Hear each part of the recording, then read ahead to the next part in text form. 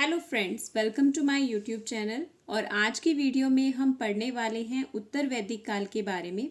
इससे पहले हमने ऋग्वेदिक काल को डिटेल से समझ लिया था। ऋग्वेदिक काल के महत्वपूर्ण ग्रंथ वेद ऋग्वेद के बारे में पढ़ा और ऋग्वेदिक काल की सामाजिक, आर्थिक, धार्मिक और राजनीतिक स्थितियों को हमने डिटेल से समझा। अब इसके बाद यानी कि ऋग्वेदिक काल की जो सिचुएशंस थी, अब उसमें कुछ चेंजेस आने लग गए थे। ठीक है, उस चेंजेस का एक रीज़न माना जाता है कि लोहे की खोज। उत्तर वैदिक काल में लोहे की खोज हुई, जिससे कृषि की डेवलपमेंट हुई। कृषि की डेवलपमेंट के साथ राजनीतिक स्तर पर भी बहुत से चेंजेस आने लगे। अब युद्ध जो थे गाय के लिए ना होकर भूमि के लिए होने लगे थे।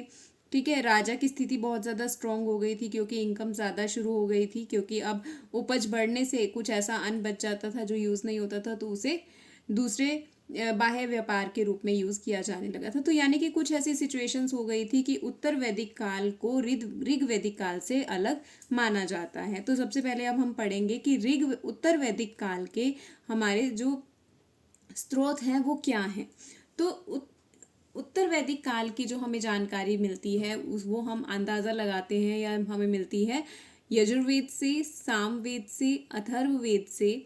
उसके अलावा यहाँ के साहित्यिक स्रोत और थे, ब्राह्मण ग्रंथ लिखे गए, उपनिषद लिखे गए और आरण्यक लिखे गए थे। ठीक है, तो अब हमने पहला वेद हमने डिटेल से पढ़ लिया, ऋग्वेद। ऋग्वेद के हमने उपवेद भी पढ़ा था।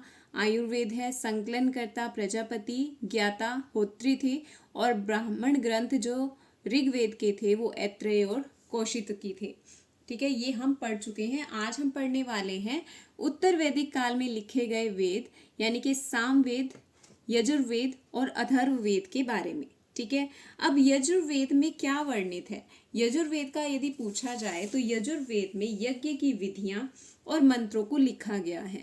यजुर्वेद को दो भागों में बांटा गया है, कृष्ण यजुर्वेद और शुक्ल यजुर्वेद। ठीक है, यहाँ से यही याद रखना है कि यजुर्वेद में यज्ञ की विधियां और मंत्रों को लिखा गया है और यजुर्वेद को दो खंडों में बांटा गया है, कृष्ण यजुर्वेद और शुक्ल यजुर्वेद।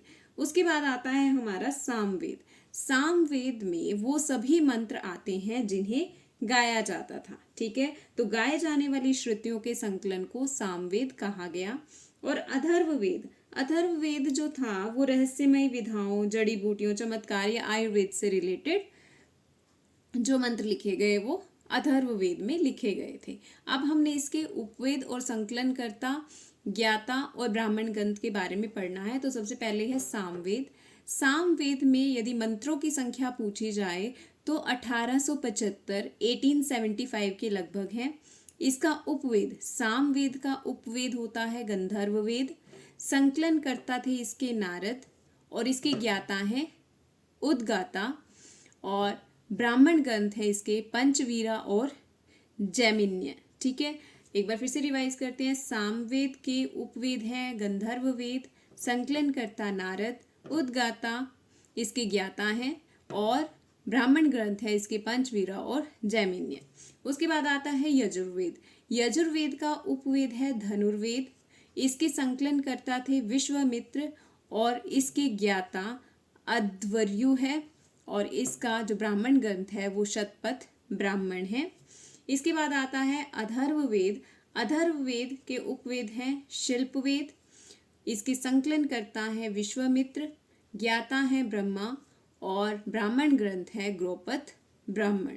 ठीक है, अब ये तो रहे हमारे वेद। ठीक है, जिसमें से ऋग्वेद सबसे पहला लिखा गया था और इनका संकलन यानी कि सामवेद, यजुर्वेद और अथर्ववेद की रचना हुई थी उत्तर वैदिक काल में। इसके अलावा उत्तर वैदिक काल में उपनिषद लिखे गए, जिसे वेदांत भी कहा जाता है। इनकी संख्या 108 है और जिनमें से केवल 13 को ही मान्यता प्राप्त है।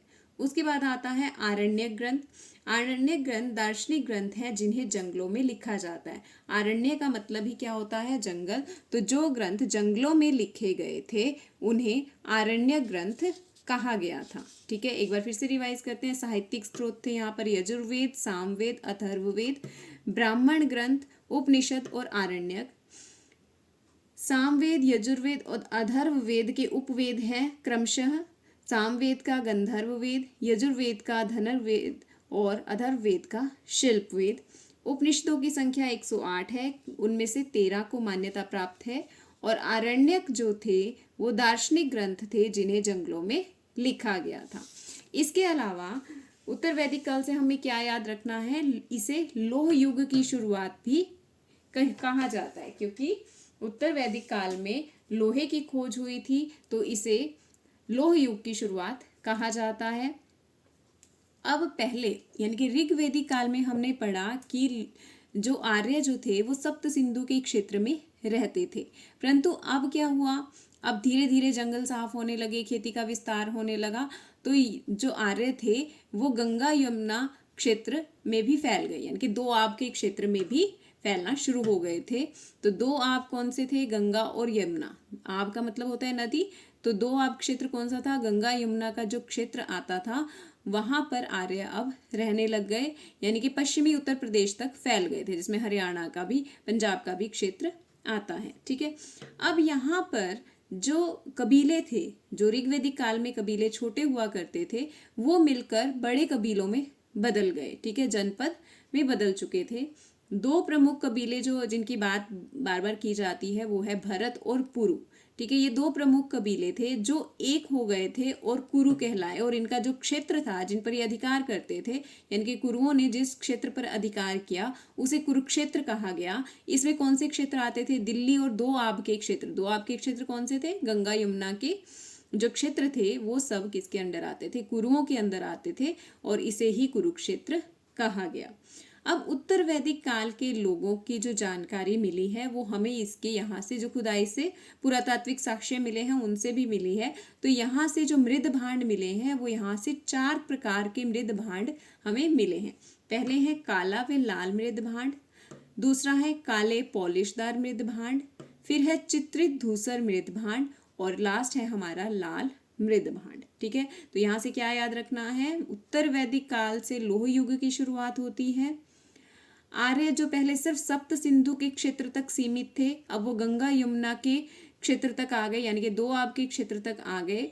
उन्होंने छोटे छोटे कबीले मिलकर बड़े रूप धारण करने लगे, जैसे भरत और पुरु जो कबीले थे वो एक हो गए और कुरु कहलाए, और कुरुओं के अंदर जो क्षेत्र था उसे कुरुक्षेत्र कहा गया, जिसके अंदर दिल्ली और दो आब का क्षेत्र यानी कि हरियाणा ये उत्तर प्रदेश का क्षेत्र इसके अंदर आता था। उसके बाद यहाँ से जो हमें मृद भांड मिले हैं वो हैं काला और लाल मृद भांड, काले पॉलिशदार मृद भांड, चित्रित धूसर मृद भांड और लाल मृद भांड। तो ये थे हमारे साक्ष्य जो हमें मिले हैं और किस तरह की वहाँ की स्थितियाँ हो गई थी, जो इसे उत्तर वैदिक काल कहा गया। अब यहाँ से हम पढ़ने वाले हैं यहाँ की सामाजिक स्थिति के बारे में, कि उत्तर वैदिक काल में सामाजिक स्थिति किस तरह से ऋग्वैदिक काल से भिन्न हो गई थी। याद रखना है कि अभी भी समाज जो था पितृसत्तात्मक था, संयुक्त परिवार भी थे। ठीक है, पर कुछ कुछ सिचुएशंस में चेंजेस आ गए थे। जैसे पहले भी वर्ण व्यवस्था थी, पर वो कैसे किस पर आधारित थी, हमारे कर्म पर आधारित थी, यानी कि जो व्यक्ति जिस तरह का कार्य करता था उस तरह के वो वर्ण का हिस्सा होता था। अगर पढ़ जाता था तो ब्राह्मण होता था, अगर सेवा कार्य में लगता था तो शूद्र होता था। पर अब क्या हो गया, उत्तर वैदिक काल में आते आते वर्ण व्यवस्था बहुत ज्यादा कठोर हो गई थी।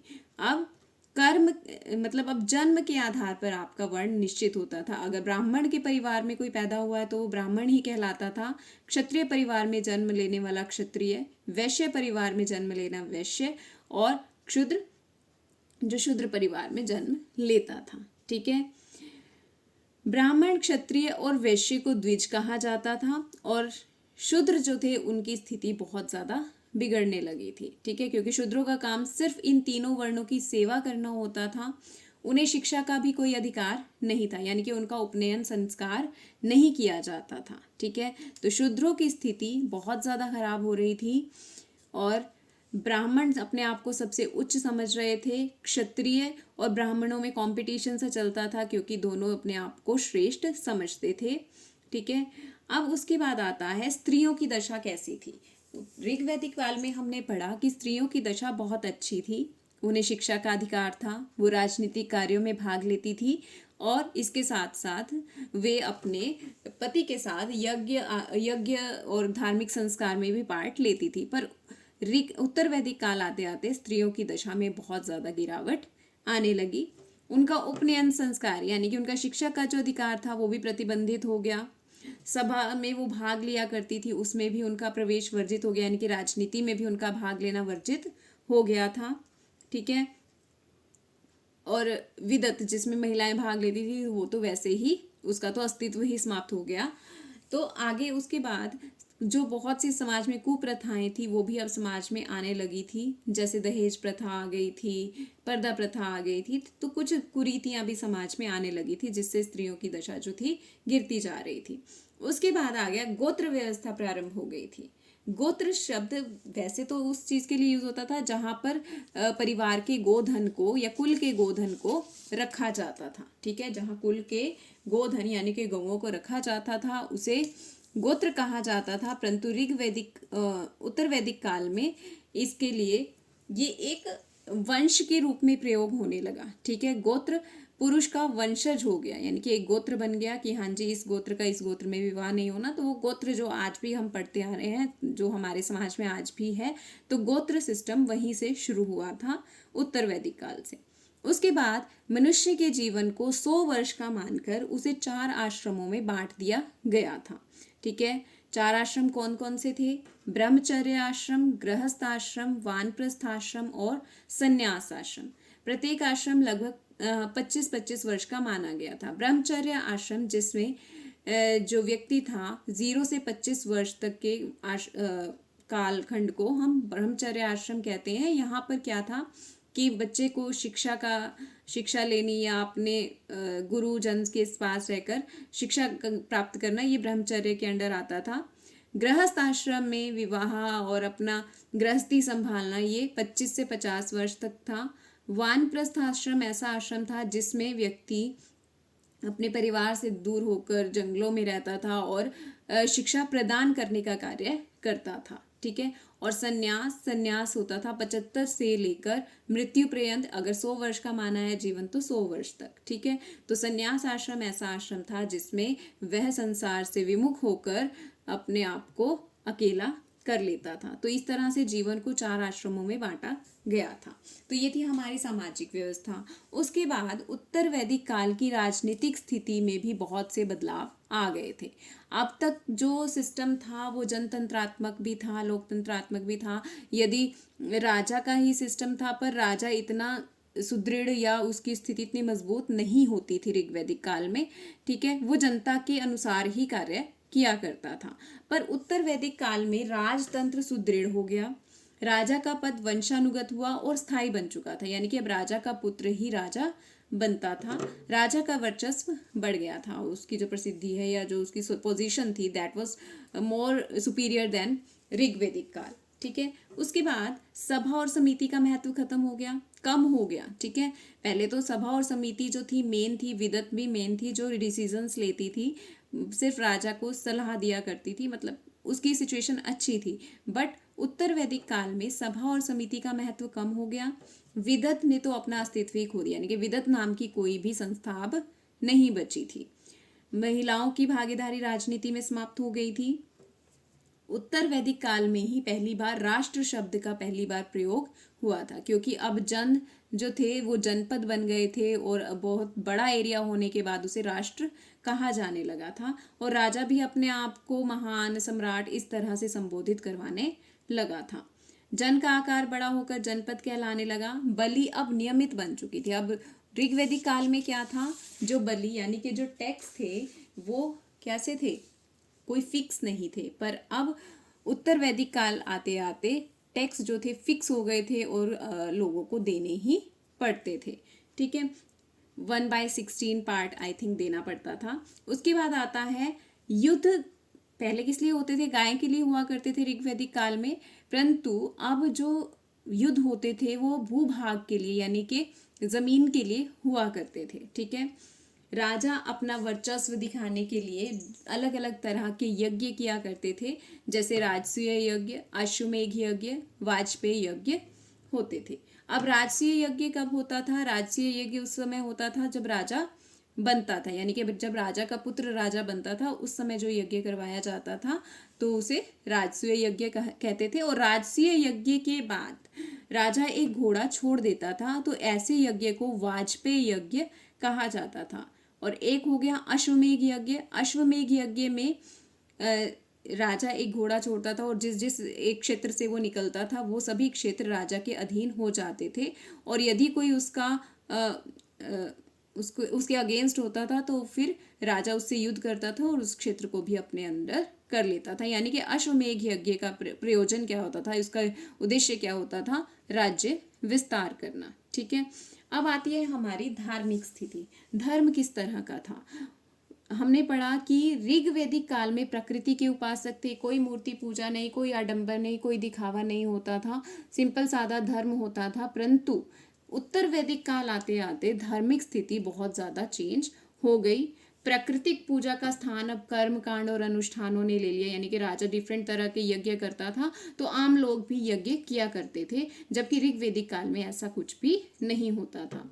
ऋग्वैदिक काल में देवताओं का महत्व कम हो गया। यानी कि ऋग्वैदिक काल में जो 33 देवी देवता थे उनका महत्व भी अब क्या हो गया था, कम हो गया था। अब उस टाइम पर इंद्र सबसे मेन हुआ करते थे। तो उत्तर वैदिक काल में प्रजापति को प्रमुख देवता मान लिया गया। इसके अलावा शिव और विष्णु की भी पूजा प्रारंभ हो गई थी। उसके बाद आता है पॉइंट कि लोगों का जादू टोना और अंधविश्वास जो था वो बहुत ज़्यादा बढ़ गया था। पूषण पशुओं की रक्षा करने वाला देवता था, उन्हें शूद्रों का देवता माना गया। यानी कि अगर पूछा जाए कि शूद्रों का देवता कौन होता था तो आंसर आएगा पूषण। पूषण शूद्रों का देवता हुआ करता था। अब जितने भी यज्ञ करवाए जाते थे उसमें पशु बलि दी जाती थी। इसके अलावा नर बलि के भी उदाहरण मिलते हैं। 600 ईस्वी पूर्व में उपनिषदों की रचना हुई और इनमें धार्मिक कर्म कांडों की निंदा की गई। ठीक है, अब 600 ईसा पूर्व तक इसको टाइम पीरियड माना जाता है। और इस टाइम तक समाज की स्थिति इतनी बिगड़ गई थी कि लोगों के अंदर जो थी, कुछ लोगों के अंदर इसके प्रति आक्रोश था। तो इसीलिए उपनिषदों की रचना हुई और इन उपनिषदों से पता चलता है कि लोग इन धार्मिक कर्म कांडों के कितने अगेंस्ट हो गए। यही वजह है कि इसके बाद जो टाइम पीरियड आएगा तो डिफरेंट बौद्ध धर्म या जैन धर्म जो भी आएगा उससे पता चलेगा कि हाँ जी, समाज की स्थिति को सुधारने के लिए लोगों ने प्रयत्न करने प्रारंभ कर दिए थे। तो ये था उत्तर वैदिक काल, जिसमें हमने पढ़ा कि समाज ऋग्वैदिक काल से बिल्कुल ही डिफरेंट हो गया था। तो it was all about Vedic सभ्यता। In next video we will discuss about mahajanapada. Thank you, have a nice day.